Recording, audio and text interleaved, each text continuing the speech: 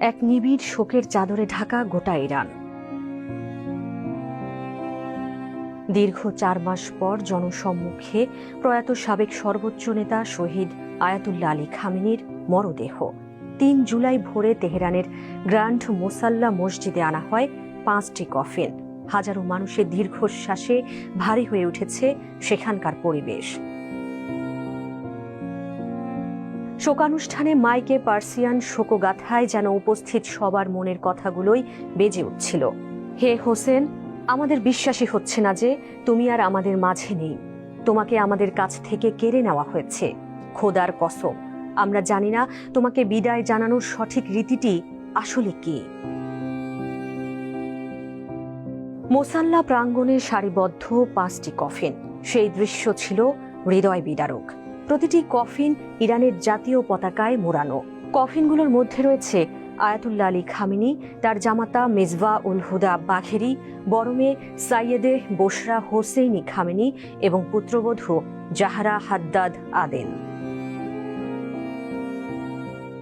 সবার দৃষ্টি কেড়েছে সাদা গোলাপের পাপড়িতে ঢাকা ছোট্ট একটি কফিন, যা ছিল মাত্র 14 মাস বয়সী নাতনি জাহরা মুহাম্মাদি গোলপায়গানির। কফিনের সামনে রাখা নিষ্পাপ শিশুটির ছবি দেখে উপস্থিত কেউই চোখের জল ধরে রাখতে পারেননি। কফিনের পাশে রাখা গোলাপ ফুলগুলো যেন শোকাতুর হৃদয়ের ভালোবাসা আর পরম শ্রদ্ধার প্রতীক হয়ে দাঁড়িয়ে আছে। আলী খামেনির কফিন ঢেকে রাখা হয়েছে একটি লাল পতাকা দিয়ে। খামেনির দাফনের আগে শুরু হওয়া রাষ্ট্রীয় শোক ও বিদায় অনুষ্ঠানে এই প্রতীকী পদক্ষেপ নেওয়া হয়।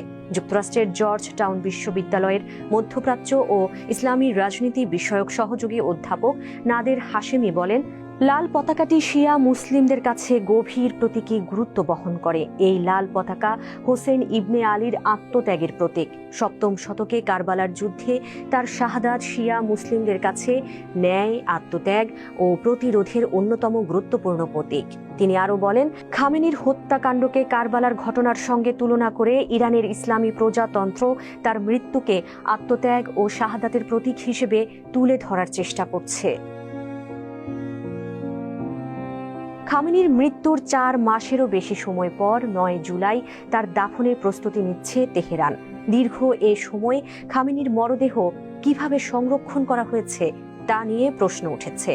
জর্জ ওয়াশিংটন প্রোগ্রামের চরমপন্থা বিষয়ক ও সন্ত্রাস বিরোধী বিশেষজ্ঞ ডক্টর মোহাম্মদ ওমর বলেন, মরদেহ রাসায়নিকভাবে সংরক্ষণ নয়, বরং শীতলীকরণ ব্যবস্থায় রাখা হয়েছে বলেই প্রায় নিশ্চিত।